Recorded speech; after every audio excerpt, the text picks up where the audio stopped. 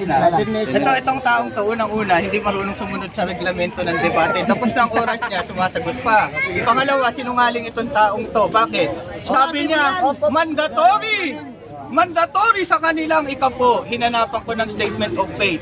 Kung meron siyang mapapakitang statement of faith, kahit isang evangelical na kagaya namin, na mandatory ang ikapo, wala siyang maipakita.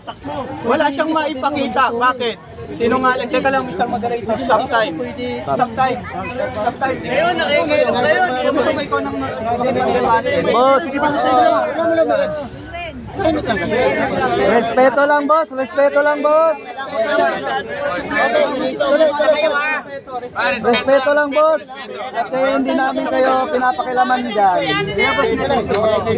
Hindi, wag mo na silang pansinin, Brad. Wag mo na silang pansinin. Brad, wag mo na silang pansinin. Wag mo silang papansinin. Okay, game na. Hindi, kaya lang, wait lang muna. Kaya inaano ko kasi, pag-respetuhan tayo. Pag ikaw ang magsasalita mamaya. Yung amo mo nagtatago sa Brazil, hindi mo umuwi. Okay. Para matuloy na, op. Okay, game. Okay, next. Continue. Susunod na tanong. Okay, okay. Ano na? Tuloy na.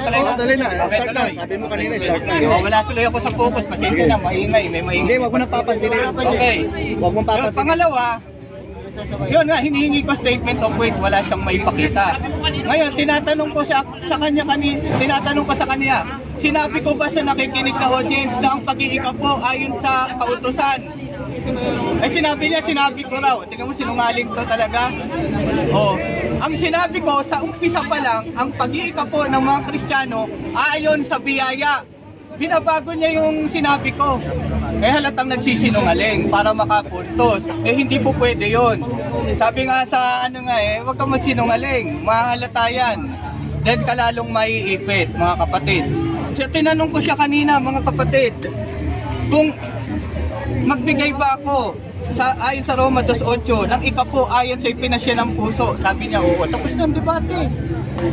Nararapat pa bang mag-ikapo ang mga Kristiyano? Sinabi ko, Kristiyano ako. Pwede ba ako magbigay ng ikapo pasya ng puso ko? Oo. Tapos ng debate, doon palang talo na. Okay. Pangalawa. Mr. Moderator. Okay. Sa 2 Corinthians 8, binasa niya hanggang 12 pa nga eh. Sabi ko, bukal sa loob ko magbigay ng ikapo. Kasi ang pag-iikapo ng Kristiyano ayon sa biyaya, ayon sa kalooban ng tao na magbibigay. Sabi niya, walang problema. Sa topic na nararapat pa bang mag-ikapo ang Kristiyano, sinabi niya, oo, basta bukal sa puso mo. Yun. Talo na rin. Okay. Ngayon. Okay. Kanina, pinabanggit ko yung Hebreo 7. Ang Hebreo 7 nasa New Testament, mga kapatid. Nasa New Testament yan. Tinipology ni Melchizedek ang ating Panginoong Jesucristo na siya ang saserdoting magpakailanman. Sabi daw niya, hindi na raw yun mismong wala na raw Melchizedek kasi si Kristo na daw. Ay, nako.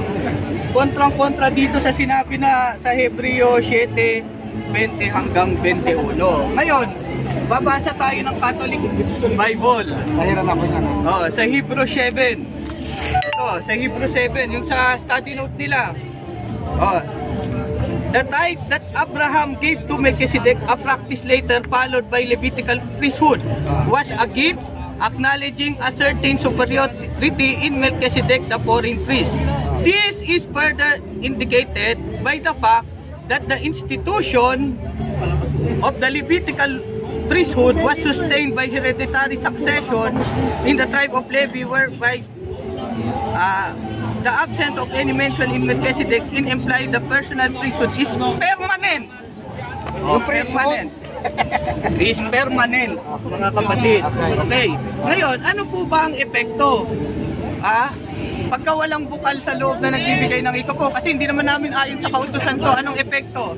I-quote ko lang yung sinabi ni Marwil Yaso sa kanyang seminar, Sect in the City, na lumabas yan sa YouTube. Ang sabi niya, we Catholic, we are big, but we think small. My God, 50 pesos na lang, pinagdadamot mo pa. di ba nag-viral tayo sa Facebook sa isang parokya, naglagay na ang pamisa ni rate from 20 to 50. Okay. Aba, ni-reset ng mga parishioner, samantala kung makapag-load sila. You see, hindi mo mabibili ang misa. Infinite ang value niyan. Eh syempre, may cost ang simbahan, may kuryente yan. Yung itutulong mo halagang 50. Kung makalaklak ka ng burger stick na mas mahal, wala kang pakundangan. Kapal ng mukha mo. Ayan. Yan ang kapwa niya, Defensor Katoliko. Ba't panoorin niyo sa YouTube? Pagka 50 pesos nagbigay, sinabihang makapal ang muka. Ganyan, tao-impokrito sila. Okay, ganito. Sabi pa, bakit daw? Ano pa ang naging gimmick nila? Kailangan nating magpabingo. Okay, magpa-ballroom. Charan, charan, chararan. I love you, baby. Si Father pa nga ang nauuna. Hindi natin kailangan gawin yan if we are generous. Okay, yan po yung sabi. Si Marwil Yasos, kapwa nila si FD. Basahin niyo yung YouTube, Set in the City, sa part 1. Okay. Ngayon, eto pa, yung mga nagbibigay sa kanila, pinipintasan sa amin, hindi namin pinipintasan eh. Okay, eto can you imagine? Gusto ko computein ang mga ito eh. Nung nagpabinyag, magkano ang binigay sa simbahan? Nagbigay ng 1.5. Nang umpisal, walang bayad. Nung nagpakasal, dahil maarte 5,000. Mas mahal pa ang bulaklak kaysa sa bayad sa simbahan. 6.5 na ang namatay. Pinamisahan, 1.5. Magkano na? 8,000. Sa buong buhay mo, 5,000 lang ang pinasok mo sa pisahan. Samantalang sa kanila, may abulo yan, may tanging handugang. Pero ikaw natigok, 8,000. Kita mo yan, 8,000. Nagbigay ng 8,000, inatake ni Marwil Yasos, kapwa nilang miyembro, kaawa-awa. Pero kami, dahil sa biyaya ang pagbibigay, magbigay ka man ng ikapo o hindi, walang problema. Dahil sa amin, hindi obligasyon ang ikapo, kundi ang pag-iikapo ay ayon sa pasya ng puso. Ganyan yung sinabi ko kanina. Nararapat pa ba ang ikapo? Nararapat kasi nga may sacerdote tayo, si Kristo. Okay? At kung papansinin natin sa Matthew 23:23, hindi nga tinuliksa ni Kristo ang pag-iikapo kausap niya yung mga Pariseyo nun. Wala siyang sinabing bawal mag-ikapo. Wala rin siyang mababasa sa mga apostol na pinagbawal ang ikapo.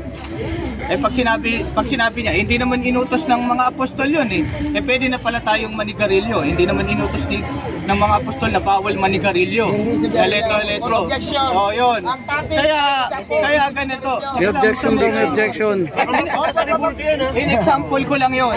May nag-object ko. Moderator nandun In-example ko lang yun mga kapatid. Pakinggan mo, moderator respetuhin mo. In-analyze ko lang yun mga kapatid. Hindi ka pinapansin, Hindi ako makaabot sa Manalite dahil may ministry kami sa San Andres. Dahil kung nasa Manalite kami, hindi pwede yung asta nito na biglang sisingit habang may nagsasalita yung sabi ng panig. Okay. So, may time pa ba ako? 3 minutes. May 3 minutes pa. Ayun. Kaya nga, mga kapatid, kung mapapansin po natin, itong... Umarap ka sa camera para mag-viral ka ulit. Kung mapapansin natin, dito po sa Marcos 12:41 hanggang 44. Okay? Okay. Nasa YouTube yun, yung kay Marwil Yasos. Makapal daw ang muka. Itatanong ko sa iyo. Okay. Marcos 12. Okay yung pikon. Walang ano dito. Tatawa nga lang kami. Ito pikon Okay. Natatawa nga kami kasi ginagawa ng categorical yan. Okay. Wala namang kinalaman. 44. Umupo si Rico sa tapat ng hulugan na nasa loob ng templo at pinagmasdan ang mga taong naguhulog ng salapi. Maraming mayayamang naguhulog ng malaking barya. Halaga. Lumapit naman ang babaeng balo at naghulog ng 2 kusing nakatumbas ng 1 pera. Tinawag ni Jesus ang kanyang mga alagad at sinabi ko sa inyo, ang mga dukhang balong yun ay naghulog ng higit sa kanilang lahat. Anong talata yun?